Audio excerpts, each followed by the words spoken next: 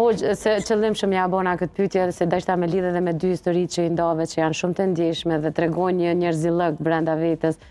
Ka persona që e ndëgjojmë, unë e ndëgjoj edhe në rutina ditore, ja u kthejt Zoti, e përdorim si shprehje. Sa është lutja jo e mirë kjo? Se sa humbim një sekond me lut, mja kthy dikujt, ma mirë është me lut neve me nani mu. Lutjet kur bëhen kështu ad hoc në shpejtësi, janë lutje prej mlefjet, apo kupton? Po janë nga gjashpirtnore, hoqë. Ndoshta ka njëherë edhe prindi i bën për evladët, për shkak të lashëve që ja ka sjell. Mirë, po Zoti xhaleshanuhu xhelaluhu është krijuesi dhe ai e din se çfarë ndjejmë ne edhe nuk i pranon ato lutje. Realisht janë lutje të shpejtësuara, të momentit edhe i refuzon.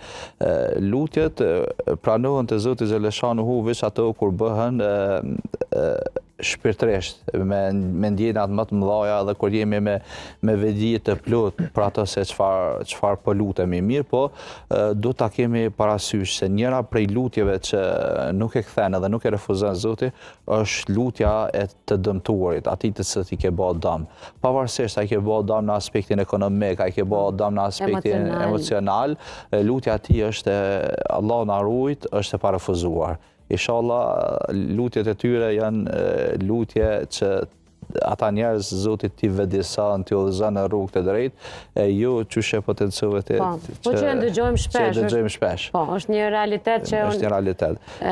Ne do të ndisem të fillojmë nga parimi se nëse dojmë që Zoti xhaleshanuhu më na fal ne, atëherë edhe ne të jemi falës, t'i falem të tjerët. Po, se shpesh e ndëgjojmë sidomos nga të moshuarit, o Zot fali se unë e fala. Më thonë...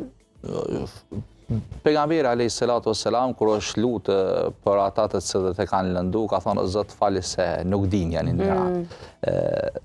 Pastaj kur na falin njerëzit në këtë dynja, Zoti fuqiplot është ai i cili e ka emëruar veten si El Gafur, mëkatfalsi, El Afu, mëshirë, falsi që i shlyn edhe mëkatet, nuk evidentohen fare.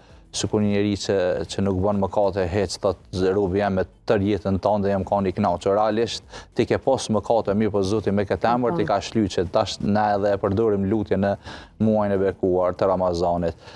Prandaj është mirë që kur ti lutemi Zotit, ti lutemi sinqerisht dhe të mos i kthejmë lutjet me lutjet hakmeri, me energji negative, mirë po të jenë lutje pozitive, se ma mirë është Zoti xhaleshanuhu me udhëzu një njeri i cili ka bë dëm, ka dëmtu në aspektin ekonomik apo emocional, se sa me marr hak në ta, se ka thënë profeti ynë i dashur, kush bëhet shkaktar që ta shpëton një njeri, është sikur ta ketë shpëtuar tërë njerëzimin. Nganjëherë ne edhe na sprovon Zoti me gjëra të ndryshme në këtë dynjë, po nga butësia që tregojmë, nga dashamirësia që tregojmë, nga durimi që tregojmë, i bëjmë që edhe ata dëmtuesit vetë të marrin mësim nga gjendja jonë emocionale edhe nga reagimi ynë. Inshallah Zoti na bën për atyre të cilët jemi në reagim të dobishëm gjithmonë.